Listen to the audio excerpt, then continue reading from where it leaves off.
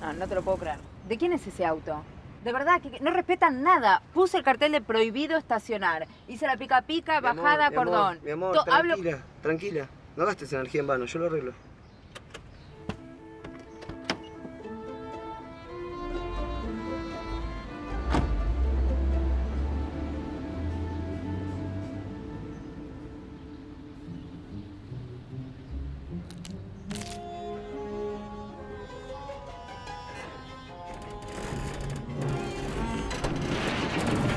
¿Quique?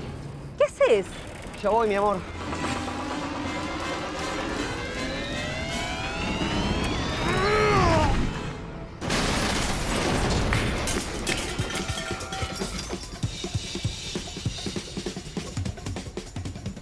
Mi amor, ¿qué fue eso?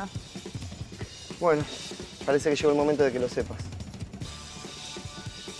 Soy el hombre nuclear.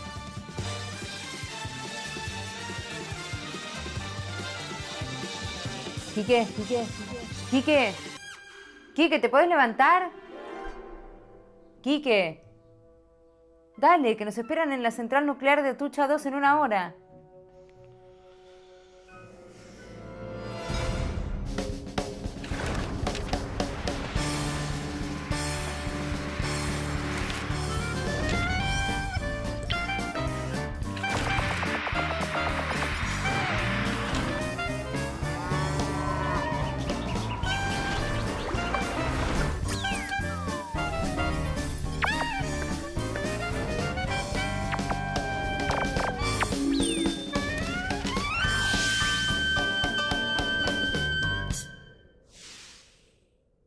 Hola, esto es Energías Eficientes, serie en la que repasamos cómo se produce, transporta y distribuye la energía en la Argentina. Hoy estamos en Atucha 2, una central nucleoeléctrica de producción de energía. Yo soy Mariana Moravia y me acompaña mi marido Enrique. Y entre los dos vamos a tratar el tema de la energía nuclear.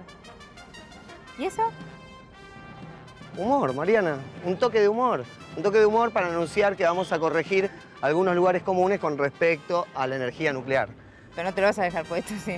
Este es un gran salto para el hombre y un pequeño paso para la humanidad.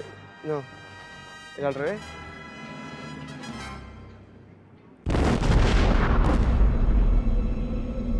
Cada vez que se usa la palabra nuclear, las asociaciones ante este término son muy dispares.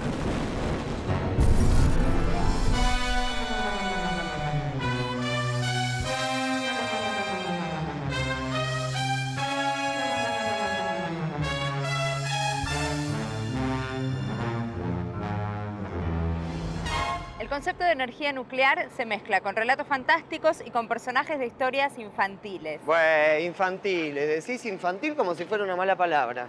Uno siempre tiene un niño adentro que sueña con... Bueno, está bien, pero en este programa nos vamos a manejar con la realidad. Y la realidad indica justamente que la energía nuclear se ha usado tan mal que mucha gente le tiene miedo. Sí, eso es la consecuencia del uso que se le dio a la energía nuclear para la guerra. Hoy vamos a hablar del uso benéfico y correcto de la energía nuclear.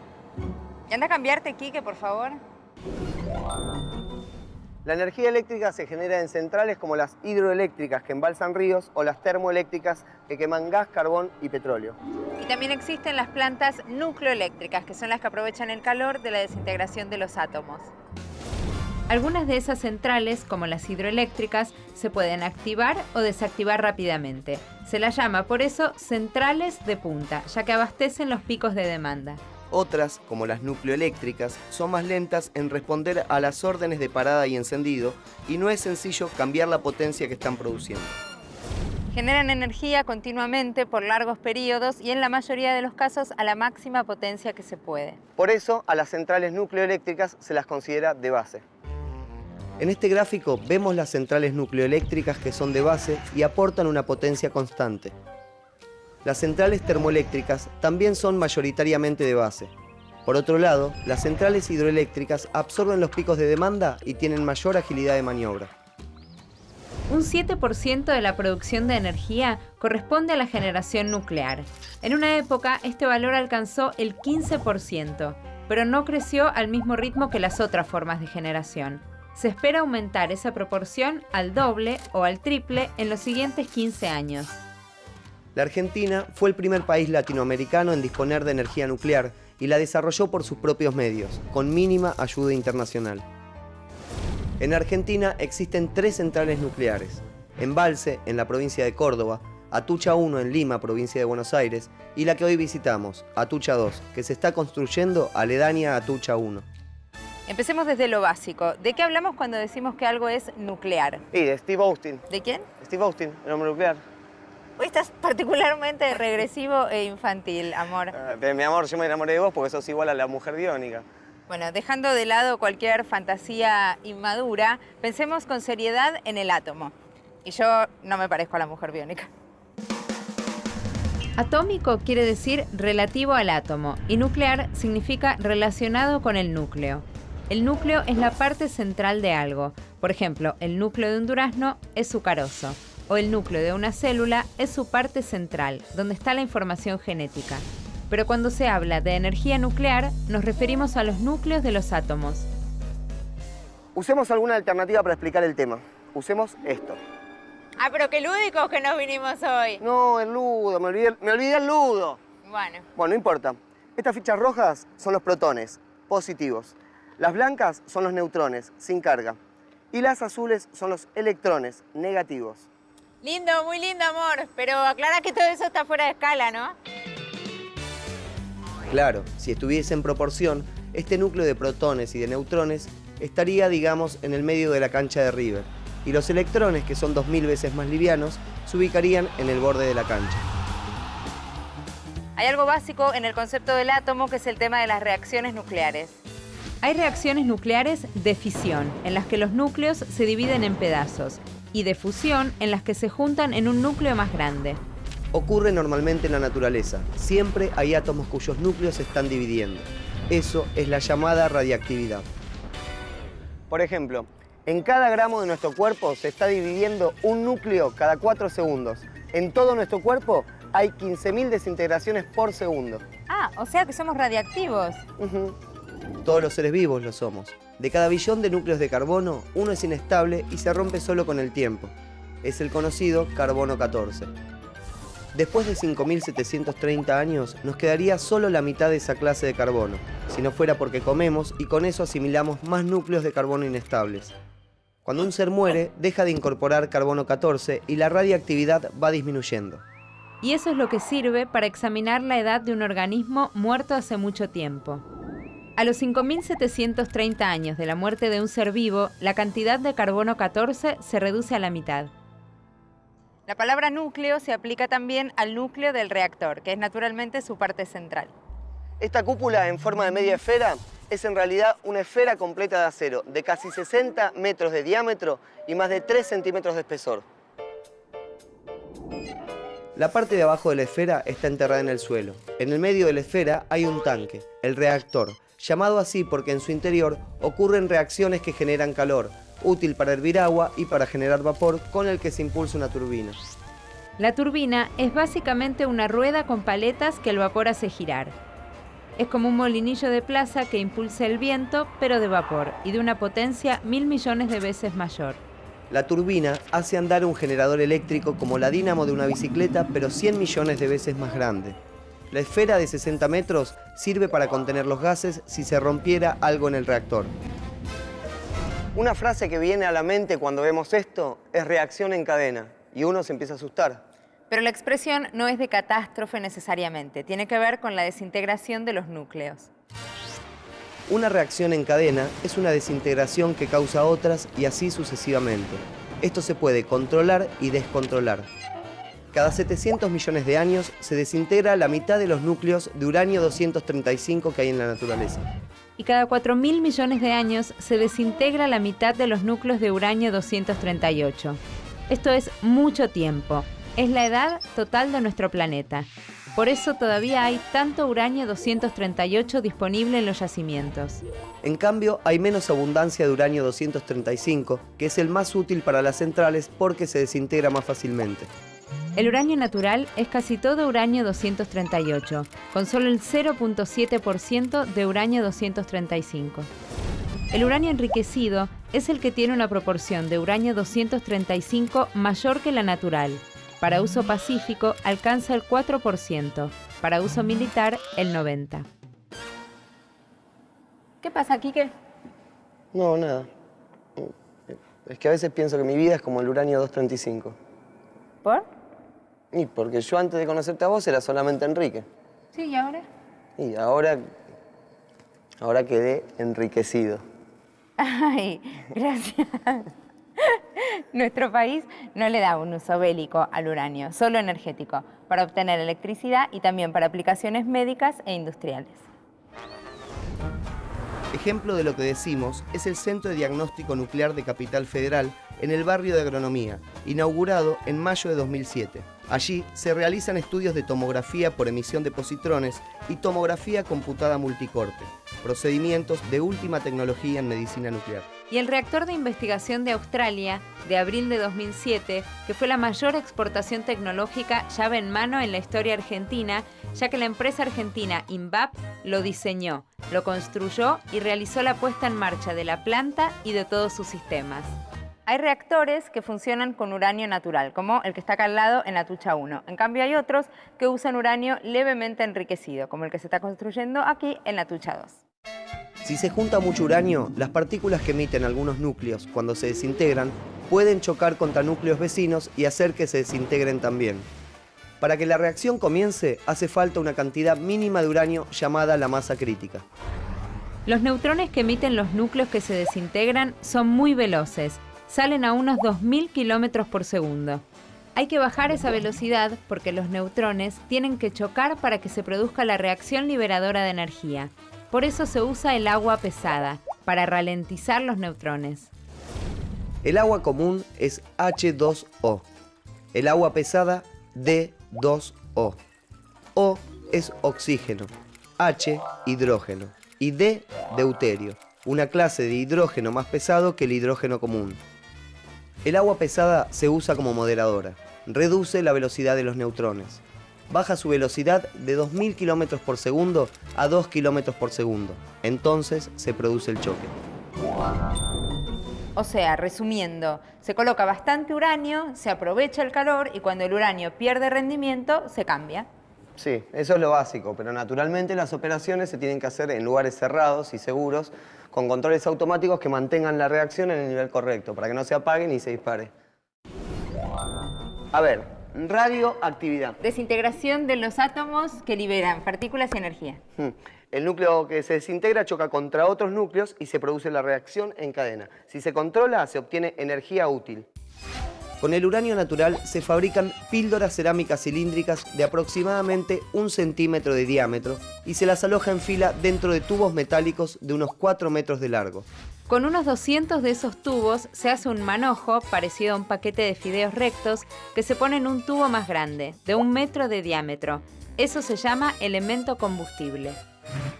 Los elementos combustibles son bastante radiactivos y se deben guardar sumergidos en agua. Cuando se juntan algunas decenas de esos elementos en el reactor, la radiactividad de unos desencadena mayor radiactividad en los otros y se produce calor. Se calienta el agua pesada que los rodea y luego ese calor se transfiere al agua ordinaria, con la que se produce el vapor que impulsa las turbinas acopladas a los generadores de energía eléctrica. El reactor funciona dentro de un recipiente hermético y este se aloja por seguridad dentro de otro que contiene las posibles fugas y hasta una eventual explosión. De todo eso, solo asoma sobre el terreno la mitad superior. Los residuos nucleares se guardan en lugares seguros y son vendidos a países como Japón, que luego los utilizan en otro tipo de reactores que Argentina hoy no tiene. Voy a proponer un juego. Imaginemos que una persona temerosa se pregunta ¿qué pasaría si el barco que va a Japón se hunde? Bueno, ahí surge otra creencia fallida. Un barco con carga radioactiva que se hunde en el mar, desechos atómicos que se abren y liberan su carga mortal, y tiempo después... Para la ficción es muy atrayente, pero hay que decir que ese riesgo es insignificante, porque el material se almacena en recipientes dobles que resistirían ese percance y otros más graves. Es un panorama promisorio el de la energía nuclear en la Argentina. Sí, pero no siempre fue así, ¿eh? ¿Ah, no? No. En 1994 hubo una paralización casi total por falta de recursos. Pero en el 2004, el Estado Nacional reanudó la actividad nuclear, que comenzó con la puesta en marcha nuevamente de la construcción de Atucha 2, de la ampliación de la planta elaboradora de agua pesada de Arroyito en Neuquén, de la recuperación de la planta de enriquecimiento de uranio Pilcanilleu en Río Negro y del desarrollo del prototipo de reactor Karen 25 MW, que es como una mini central nuclear que Argentina comercializará a países o islas con redes eléctricas pequeñas.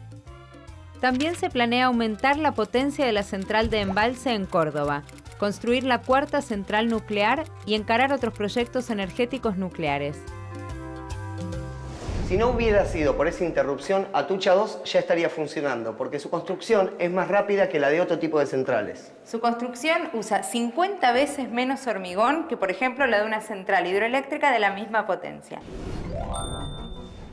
El combustible nuclear que va a usar Atucha 2 diariamente entra en el baúl de una camioneta. En cambio, para producir esa energía con combustible fósil hacen falta 2.000 toneladas diarias de carbón. La potencia de Atucha 2 será de 743,1 megavatios, aproximadamente un tercio de la que consume la ciudad de Buenos Aires, o un 5% de la que utiliza el país. Eso es mucha potencia en relación con el tamaño. Con 20 de esas cúpulas se alimentaría el país entero. La electricidad de 21.000 voltios va a un transformador de alta tensión y de ahí se conecta a la misma línea de 500.000 voltios que ya funciona con Atucha 1. Esa línea se conecta con otras, de modo que la energía que se produce en esta central puede alimentar cualquier punto del país y algunos países vecinos según cómo se conecten o desconecten los interruptores.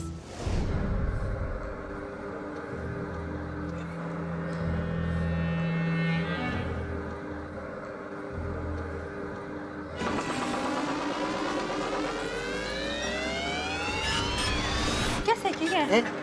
No, nada, estaba elongando, porque es gigante este lugar, ¿eh? ¿Seguimos? Dale.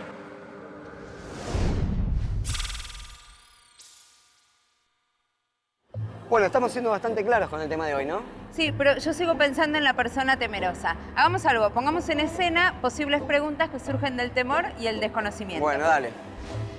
A ver, supongamos que yo soy una persona con muchos prejuicios sobre el tema. Está bien, a ver, señorita prejuiciosa, pregunte. ¿Es posible que haya percances en una central como esta? ¿Percance como cuáles? Como una explosión nuclear que desintegre las ciudades más cercanas e imposibilite la vida en la zona por 200 años. Bueno, vamos a aprovechar para despejar algunos miedos. Primero, en el mundo ha habido algunos percances, pero lo más grave fue Chernobyl, que alcanzó nivel 7 en la escala de accidentes nucleares. Y lo de Chernobyl jamás podría pasar acá en Atucha. Te explico por qué. El 26 de abril de 1986, en la planta nuclear de Chernobyl, ciudad de Ucrania, ocurrió una paradoja inconcebible. Estaban probando la seguridad del sistema y para controlar que actuasen todas las alarmas y protecciones, crearon artificialmente las fallas. Como las instalaciones eran a prueba de fallas, eliminaron momentáneamente todas las protecciones. Por un error humano, la reacción se les escapó de las manos y explotó el reactor, por lo que se dispersó material radiactivo. Murieron en el momento más de 30 personas, se afectó la salud de miles y costó mucho limpiar todo para que no siguiera produciendo daño. Nuestro país tiene normas de seguridad mucho más estrictas y exigentes que las de Ucrania. Jamás existiría la posibilidad de anular una protección de seguridad para hacer pruebas. ¿Y acá en Argentina no hubo problemas? Sí, en nuestro país, acá cerca, en Atucha 1, se rompió una vez un caño y se escaparon del reactor materiales sólidos radioactivos y unos cuantos litros de agua pesada que se convirtieron en vapor. Los mecanismos de seguridad respondieron de inmediato y la situación se controló rápidamente. La esfera exterior contuvo el vapor y después con un equipo de frío se lo condensó y se recuperó así hasta la última gota.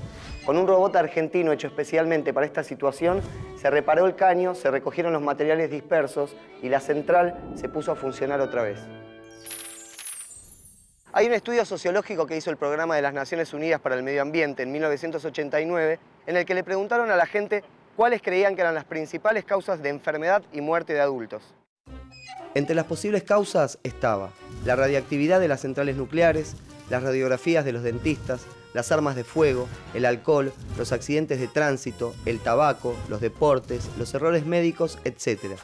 Casi todos los que respondieron a la encuesta pusieron como fuente de daños, en primer lugar, la energía nuclear. Sin embargo, y según datos de la Organización Mundial de la Salud, la principal causa de muerte en aquella época era el tabaco. Seguían el alcohol, los accidentes de tránsito y las armas. Recién en el puesto 9 estaban las radiografías y en el puesto 19 los daños atribuibles a la industria nuclear. Estos son mitos que surgen de la desinformación. ¿Qué es eso?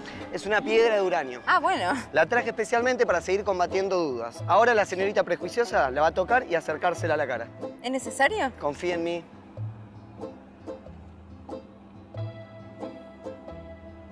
¿No me salió un tercer ojo? No. Si permaneciéramos junto a esa piedra durante 10 años, recibiríamos la misma radiación que nos dan cuando nos sacan una radiografía. Lo que no se ve acá son esas chimeneas largando humo que aparecen en las imágenes clásicas de las centrales nucleares. El humo blanco que se ve no es un residuo ni nada tóxico, es solo vapor de agua condensada como el de la pava. Ese sistema de enfriamiento no es exclusivo de la industria nuclear, lo usan también algunas centrales termoeléctricas que queman carbón o petróleo. En las centrales argentinas no se usan esas torres, porque para la refrigeración se emplea el agua de un río, en este caso, el Paraná. Bueno, mucha energía nuclear, pero deberíamos ser imparciales. Sí, tenés razón. Analicemos qué sistema nos conviene. La generación hidroeléctrica es renovable, no quema nada y no emite gases. El único problema es que la instalación es grande y cara, y a veces hay que mudar a poblaciones enteras. Y además ya no queda ningún río importante para embalsar.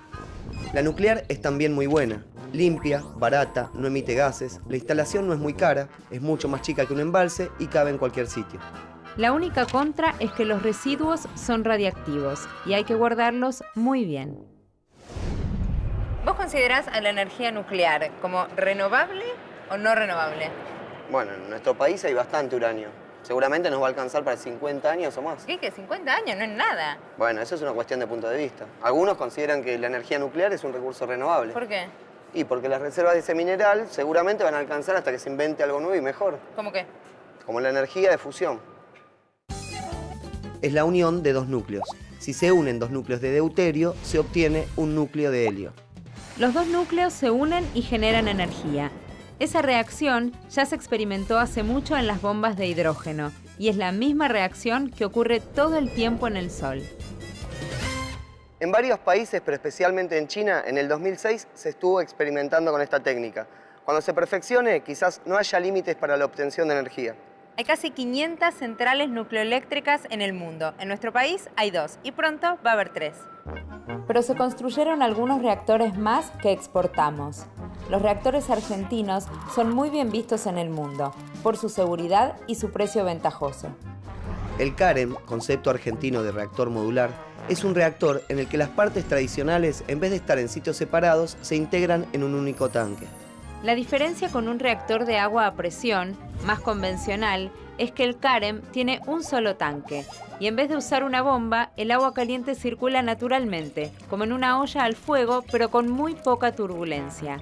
Además, los elementos combustibles son hexagonales para que ocupen acomodados menos sitio. El CAREM es más sencillo de construir y además es más seguro que los reactores tradicionales. Además tiene menos piezas expuestas a fallas. Sí, tal vez la desventaja del CAREM es que es chico, ¿no? Sí, va a desarrollar 1/10 parte de la potencia de Atucha 1.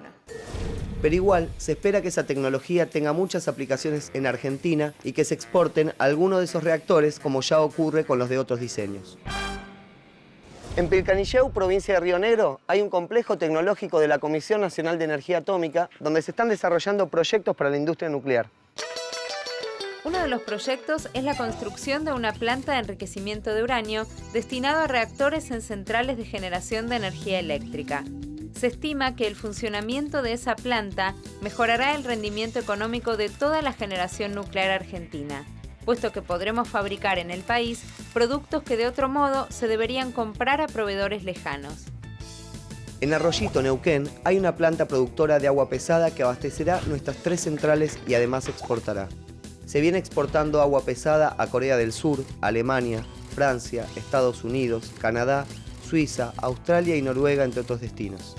Hay 8 proveedores principales en el mundo y Argentina ocupa el 5.º lugar en volumen de producción y uno de los primeros en calidad. Lo que es evidente es el enorme esfuerzo que requiere producir energía eléctrica. Y siempre hay que recordar cómo usar en forma eficiente esa energía que llega a nosotros. Estamos acostumbrados a un uso muy indiscriminado de la energía. Podríamos usar mucha menos solamente aplicando una conducta racional. Una forma de ahorrar lo que gastamos en energía eléctrica, cualquiera sea su origen, nuclear u otro, es apagar las estufas y luces que no se usen. En vez de dejar la luz de la puerta de entrada encendida toda la noche, podemos poner una luz con sensor de movimiento para que se encienda solo cuando se acerca alguien. Una tontería. Tengamos en cuenta que hay ropa que no necesita planchado. Con esa simple elección ahorramos más de lo que creemos al usar menos la plancha, uno de los artefactos más gastadores de la casa. Se puede programar la computadora para que el monitor se apague o reduzca su consumo después de un rato de inactividad y usar un monitor de bajo consumo. Si los artefactos se apagan completamente cuando no se usan, la energía ahorrada es enorme. Si nos secamos el pelo bien frotado con la toalla antes de encender el secador de aire caliente, usamos menos otro de los artefactos que consumen mucho y además ahorramos tiempo. A la noche uno puede ponerse una frazada más en vez de dejar encendida la estufa. Una decisión simple y un uso eficiente de la energía.